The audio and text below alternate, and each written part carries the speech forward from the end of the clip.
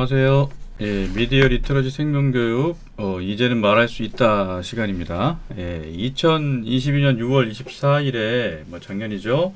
미국 연방대법원이 낙태권을 인정했던 지난 50년 전에 로데 웨이드 판결을 이제 뒤집었습니다. 상당히 역사적인 판결인데요. 오늘은 이 역사적 판결이 우리 한국에 어떤 영향을 미칠 것인가에 대해서 제 개인적인 의견을 좀 말씀드리려고 합니다. 낙태권과 관련된 얘기이긴 하지만 이게 한국의 성교육과 관련해서 아주 중요한 사건이거든요. 그래서 부모님들께서 주의 깊게 들어주시면 이제 좋겠습니다. 그래서 이제 어제 미국에서 생명대행진, 마치 포 라이프가 열렸나 봐요. 그래서 제가 아는 미국의 지인분들이 거기 직접 가서 참여했다고 연락도 주시고 사진도 많이 보내줬어요. 지난 50년 동안 낙태를 미국에서 합법화했던 그 1973년의 연방 대법원 판결이 이제 뒤집어졌어요. 그리고 그 결과 미국의 어떤 생명운동하고 생명교육이 훨씬 더 활기를 띠고 있는 거는 분명해 보입니다. 그리고 여러 가지 언론 보도 내용을 보니까 그동안 낙태 산업에 지원됐었던 연방정부 예산이 대폭 삭감되거나 아니면 아예 끊어져 버린 것 같아요. 그리고 이제 현지 계신 분들 얘기를 들어보니까 미국의 학교나 시민단체 또 천주교나 개신교 종교단체에서도 이 생명교육을 훨씬 더 이전보다 강화해 나갈 걸로 보입니다. 분명히 미국 사회는 이 방향으로 더 강하게 나가요, 지금. 미국의 입장에서는 상당히 좋은 일이죠. 근데 미국에서 일어난 이 좋은 일이 우리 한국에도 과연 좋은 소식이 될 수 있겠느냐. 저는 좀 이거를 오늘, 우리가 고민을 해봐야 된다. 이런 말씀을 이제 드리고 싶은 겁니다. 90년대에 이런 일이 있었어요. 미국의 연방정부가 담배 산업에 아주 철퇴를 내립니다. 클린턴 대통령이 민주당 공화당 할 거 없이 다 동의했어요, 이게. 어린이들이 담배 광고에 타깃이 되고 따라서 중독이 되는 거 알고 있겠죠? 흡연은 납세자들에게 의료 비용으로 수천억 달러를 부담시키고 있습니다. 납세자들은 폐암, 폐기종 등 흡연과 관련된 질병에 대해서 돈을 지불해서는 안 됩니다. 나는 오늘 법무부로 하여금 담배 회사를 상대로 소송할 것을 지시했습니다. 이러면서 국회에서 엄청난 기립박수를 당시 클린턴 대통령이 받았거든요. 90년대 미국 정치인들이 각성을 했는지 아니면 시민사회 압력에 굴복을 했는지는 잘 모르겠습니다. 근데 연방정부 차원에서 담배 회사에 천문학적 배상금 소송을 걸고 청소년 대상으로 마케팅할 수 없도록, 특히 광고 마케팅 같은 거 영업행위를 할 수 없도록 만들어 버렸어요. 그러니까 이제 왜 그랬을까? 엘고 부통령이 하는 말이 딱 맞아요. 이렇게 매일 3,000명의 아이들을 중독시킬 수 있다면 그들은 수입을 안전하게 유지할 수 있게 됩니다. 그러니까 담배 중독자는 병에 걸려가지고 자꾸 죽거든요. 그러니까 새로운 소비자를 계속 확보해야 되는데 그 담배 회사가 노리는 그 새로운 소비자는 어린이 청소년들이에요. 어린이 청소년 때 중독을 시켜놓으면 평생 중독자로 살기 때문에 그런 거죠. 그러니까 연방정부 차원에서 담배 산업에 철퇴를 내린 겁니다. 이런 결정이 미국에는 상당히 좋은 일이죠. 그래서 90년대 미국이 이런 결정을 한 결과가 우리나라에 어떻게 나타났느냐. 좀 황당한 일이 일어났는데 미국의 담배 산업이요. 자기 나라에서 영업이 안 되니까 한국을 비롯한 제3세계 저개발 국가로 대거 진출을 합니다. 제3세계 국가 중에 제일 잘 사는 나라가 어디죠? 우리 한국이잖아요. 그러니까 잘 보세요. 그래서 지금 한국 편의점이 요 모양 요 꼴이 된 거거든요. 전 세계 여행 한번 다녀보세요. 한국의 편의점처럼 저렇게 담배 광고가 어린이 청소년 타겟으로 현란하고 화려하게 이제 하는 나라가 없어요. 딱 애들 초등학교 5, 6학년 애들 눈높이에 맞춰가지고 아주 상쾌한 경험인 것처럼 담배를 이미지화 해놓거든요. 참 우리나라만 이래요. 전 세계에서.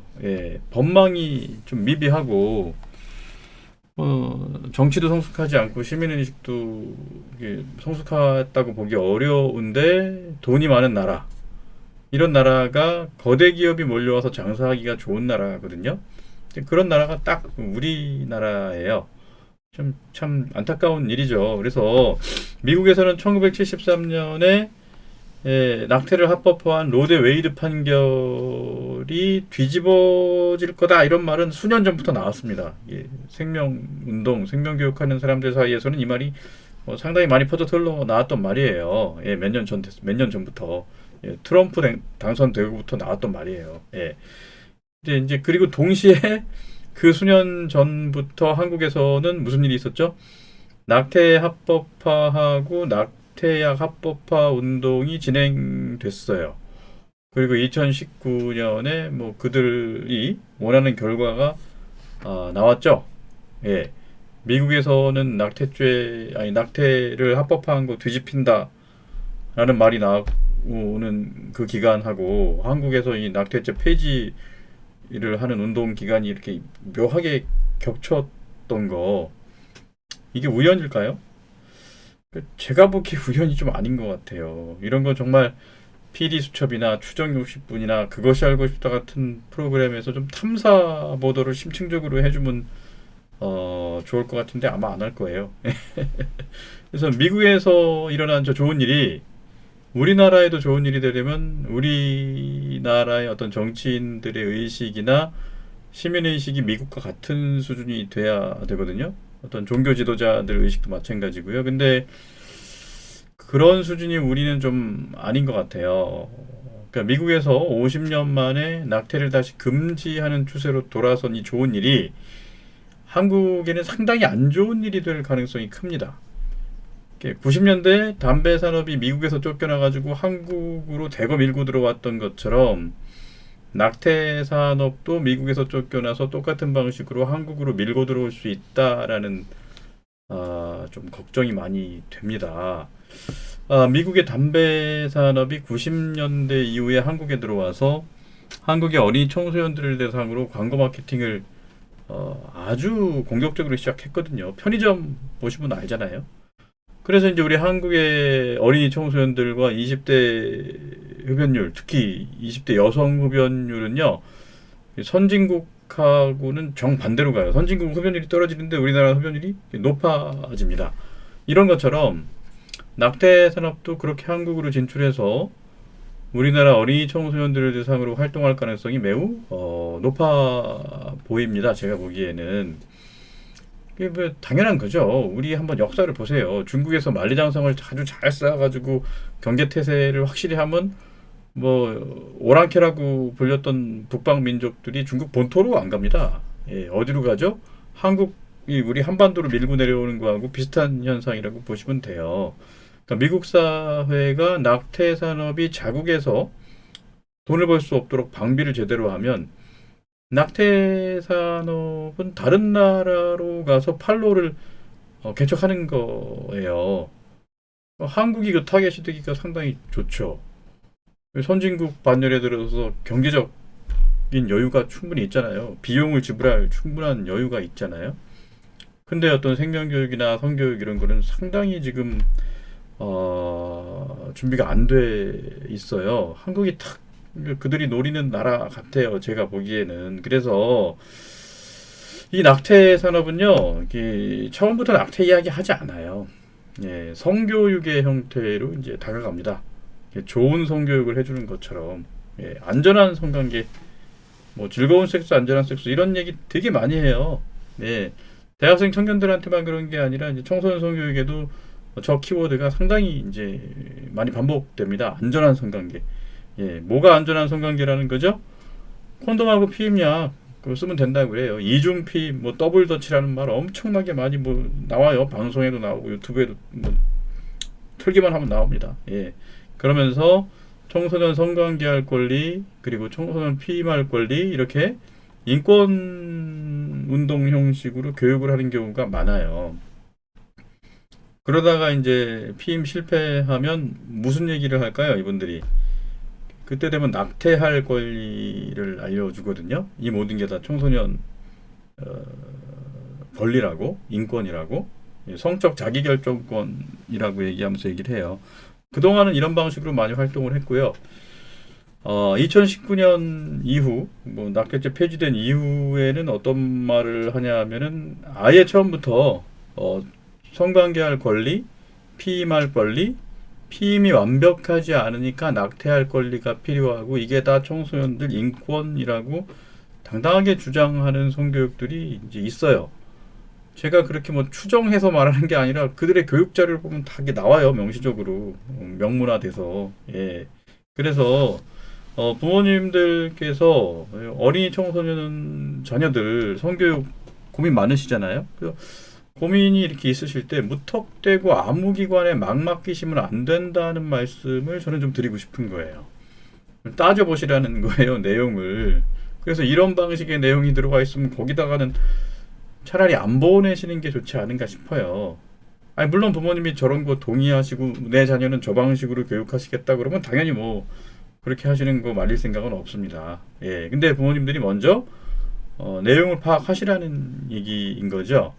그리고 이제는 학교 성교육도 좋은 거 아이들에게 알려주겠지라고 그냥 무작정 막연하게 믿으시면 안 돼요. 왜냐하면 이제 교육부하고 보건복지부나 뭐 이런 국가기관에도 다 지금 저런 성교육 형태가 이제 들어왔거든요. 그래서 이제 학교에서 어떤 성교육을 할 때 부모님들이 아이들에게 제공되는 성교육 내용이 어떤 건지 알고 싶다고 공개해달라고 요청을 하시고 확인을 하셔야 돼요. 이게 이제 부모님들 권리입니다. 그래서 이제 이런 어떤 저간의 사정들을 좀 국제적인 사정들을 잘 파악하시고 자녀 성교육, 생명교육에 이제 관심을 가지셔야 돼요. 예. 전 세계는 긴밀하게 하나로 연결돼 있거든요. 미국 금리 올려가지고 어떻게 됩니까? 뭐 다른 나라들 지금 다 망하게 생긴 나라가 한둘이 아니거든요. 이게 세계는 긴밀하게 연관돼 있어요. 미국에서 무슨 일이 생기면 그 여파는 그 즉시 다른 나라에 미칩니다. 미국에서 지금 생명교육 저렇게 강하게 가고 낙태 산업에 철퇴를 내렸기 때문에 분명히 그 자본주의 입장에서 그 산업들은 다른 판로를 찾게 돼 있습니다. 한국이 그 먹잇감이 되지 않았으면 좋겠는데 많이 위험해지지 않았나 싶어요.